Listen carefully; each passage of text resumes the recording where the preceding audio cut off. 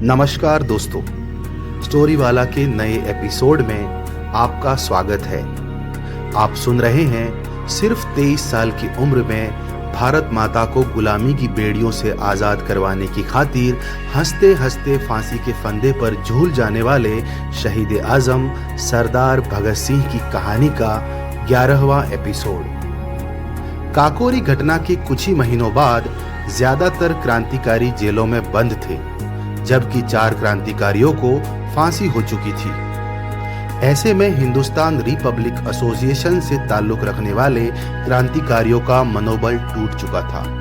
साथ ही चंद्रशेखर आजाद को भी ये लगने लगा था कि आजादी के आंदोलन को कुछ समय के लिए रोक देना चाहिए। लेकिन भगत सिंह ने अपनी लिखावट और बुलंद इरादों की वजह से हिंदुस्तान रिपब्लिक एसोसिएशन में एक नई जान फूंक दी थी। भगत सिंह के लिखे हुए देश प्रेम के पर्चे पढ़कर हिंदुस्तान का बच्चा बच्चा मानो भगत सिंह बनना चाहता था और वतन की आजादी के लिए मर मिटने को तैयार था। हिंदुस्तान के कोने कोने में भगत सिंह के लिखे हुए पर्चे पहुंचने लगे थे। दोस्तों, कहानी आगे बढ़ाने से पहले स्टोरी वाला आपसे एक विनती करना चाहता है। आप स्टोरी वाला चैनल को सब्सक्राइब करना ना भूलें, क्योंकि स्टोरी वाला एक नया चैनल है और आप सबके साथ की स्टोरी वाला को बहुत ज़रूरत है। और अगर आपको स्टोरी वाला की कहानियाँ अच्छी लगें तो लाइक और शेयर भी ज़रूर करें। धन्यवाद। दोस्तों, अब हम आते हैं कहानी पर। एक तरफ पूरे देश में भगत सिंह की लोकप्रियता बढ़ती जा रही थी, तो दूसरी तरफ भगत सिंह के लिखे हुए पर्चों की मांग पूरे हिंदुस्तान में बढ़ने लगी थी। भगत सिंह के लिखे हुए पर्चे जब फिरंगी अफसरों के पास पहुंचे तो उन्हें पढ़कर फिरंगियों का खून खौल उठा। फिरंगी अफसरों को लगने लगा था कि अगर भगत सिंह को रोका नहीं गया तो पूरे हिंदुस्तान के लोग फिरंगी हुकूमत के खिलाफ बगावत पर उतर आएंगे। इसी डर से फिरंगी अफसरों ने मिलकर भगत सिंह को सबक सिखाने की एक योजना बनाई। उस दिन प्रताप अखबार के दफ्तर में सभी क्रांतिकारी किसी चर्चा के लिए बैठे हुए थे कि तभी सुखदेव भागे भागे वहां पहुंचे और अपनी फूली हुई सांसों को काबू करते हुए बोले, साथियों, अब हमें चौकन्ना रहना होगा, खासकर भगत तुम्हें, क्योंकि तुम्हारे लिखे हुए पर्चों की वजह से गोरे तिलमिलाए हुए हैं। वो तुम्हारे खिलाफ कोई भी घटिया चाल चल सकते हैं और ये खबर बिल्कुल पक्की है। सुखदेव की बात सुनकर भगत सिंह ने मुस्कुराते हुए कहा, मतलब तीर बिल्कुल निशाने पर लगा है। वैसे भी अगर ये गोरे पर्चे लिखने के जुर्म में मुझे फांसी की सजा देने से तो रहे, अगर गिरफ्तार कर भी लिया तो 2, 8, 10 दिन की जेल होगी। इसी बहाने फिरंगियों की मेहमान नवाजी भी देख लेंगे, क्यों साथियों? भगत सिंह के मजाक पर वहां मौजूद सभी क्रांतिकारी ठहाका लगाकर हंसने लगे। दूसरी तरफ फिरंगियों ने भगत सिंह को सबक सिखाने की योजना पर अमल करने के लिए अपने कुछ खास अफसरों को तैनात कर दिया था। इनमें से कुछ हिंदुस्तानी लोग भी थे जो ब्रिटिश हुकूमत में सिपाहियों के तौर पर छोटी मोटी नौकरी किया करते थे।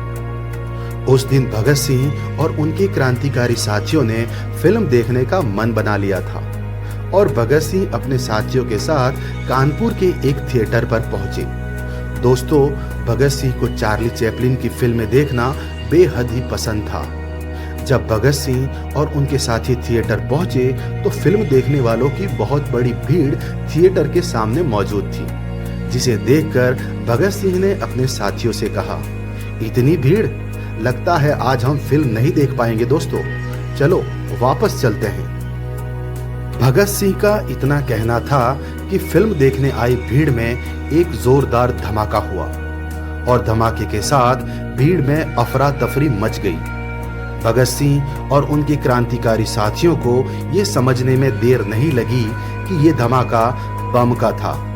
ऐसा लग रहा था किसी सिरफिरे ने भीड़ में बम फेंका था। लेकिन उससे पहले कि भगत सिंह और उनके क्रांतिकारी साथी कुछ समझ पाते, फिरंगी पुलिस की एक टुकड़ी भगत सिंह को अचानक घेर कर खड़ी हो गई और बिना किसी पूछताछ के फौरन ही भगत सिंह को गिरफ्तार कर लिया गया। दूसरे ही पल जबरदस्ती भगत सिंह के हाथों में हथकड़ियां भी डाल दी गई। भगत सिंह के साथियों ने फिरंगी अफसरों से ये जानने की बहुत कोशिश की कि आखिर भगत सिंह को किस जुर्म में गिरफ्तार किया है, लेकिन दूसरे ही पल फिरंगी पुलिस की टुकड़ी भगत सिंह को अपने साथ लेकर पुलिस चौकी की तरफ निकल चुकी थी। जब भगत सिंह को गिरफ्तार कर हवालात में लाया गया, तब तक भगत सिंह को यही लग रहा था कि फिरंगियों ने उन्हें पर्चे लिखने के जुर्म में गिरफ्तार किया होगा, लेकिन यहाँ मामला उल्टा था। हवालात में भगत सिंह को बर्फ की ठंडी सीढ़ियों पर नंगे बदन लिटाया गया और उनकी पीठ पर लाठियां बरसाते हुए फिरंगी अफसर बोला, बता तूने थिएटर के सामने बम किसने कहने पर फोड़ा था? फिरंगी अफसर के ऐसे सवाल पर दर्द में होने के बावजूद भगत सिंह ठहाका लगाकर हंसने लगे और जब उनकी हंसी रुकी तो फिरंगियों की तरफ देखकर भगत सिंह ने कहा, ओए बेवकूफो, पहले तो उस बम से मेरा कोई लेना देना है नहीं, और अगर मुझे बम फोड़ना ही होता तो मैं थिएटर की भीड़ में क्यों फोड़ता? तुम्हारे इस थाने में आकर ही ना फोड़ देता। ये बुजदिलों वाली हरकतें तुम जैसे कायर करते होंगे, भगत सिंह नहीं। भगत सिंह का इतना कहना था कि फिरंगी अफसरों का गुस्सा 7वें आसमान पर पहुंच गया था। उन्होंने बेदर्दी से भगत सिंह के शरीर पर अनगिनत लाठियां और डंडे बरसाना शुरू कर दिया। दरअसल फिरंगियों ने भगत सिंह को बड़ी ही योजनाबद्ध तरीके से गिरफ्तार किया था, और वो भी भीड़ में बम विस्फोट करने के जुर्म में। यानी फिरंगियों ने खुद थिएटर में फिल्म देखने आई भीड़ के बीच में बम विस्फोट किया और भगत सिंह को जबरदस्ती उस जुर्म का आरोपी बना दिया। अब जाकर भगत सिंह की समझ में आया था कि अगर फिरंगी उन्हें पर्चे लिखने के जुर्म में गिरफ्तार करते भी तो वो उन्हें ज्यादा दिन तक जेल में नहीं रख सकते थे। इसीलिए फिरंगियों ने उन्हें बम विस्फोट का आरोपी बनाकर कैद कर लिया था। जेल में भगत सिंह को तरह तरह की यातनाएं दी जाने लगी और उन पर यह दबाव बनाया गया कि वो बम विस्फोट का जुर्म कबूल कर ले। लेकिन फिरंगियों की लाख कोशिश के बावजूद भगत सिंह बम विस्फोट का झूठा आरोप स्वीकार करने को तैयार नहीं थे। एक तरह से फिरंगियों की असह्य यातनाएं भगत पर काम नहीं कर रही थी, तो दूसरी तरफ फिरंगी अफसर भी अपने हाथ आए भगत सिंह को आसानी से छोड़ना नहीं चाहते थे। दोस्तों, कहानी में अब आगे क्या होगा? क्या भगत सिंह खुद पर लगा बम विस्फोट का झूठा आरोप स्वीकार करेंगे? आरोप स्वीकार करने की स्थिति में भगत सिंह को कौन सी सजा दी जाएगी? क्या भगत सिंह के क्रांतिकारी साथी भगत सिंह को कैद से छुड़वाने के लिए कोई तरकीब निकालेंगे? भगत सिंह की कहानी में आगे क्या होता है, ये जानने के लिए आप बने रहें मेरे यानी स्टोरी वाला के साथ और इंतजार करें वतन की आजादी की खातिर हंसते हंसते फांसी के फंदे पर झूल जाने वाले हम सब के लाडले शहीद आजम सरदार भगत सिंह की कहानी का अगला एपिसोड सिर्फ स्टोरी वाला चैनल पर। जय हिंद।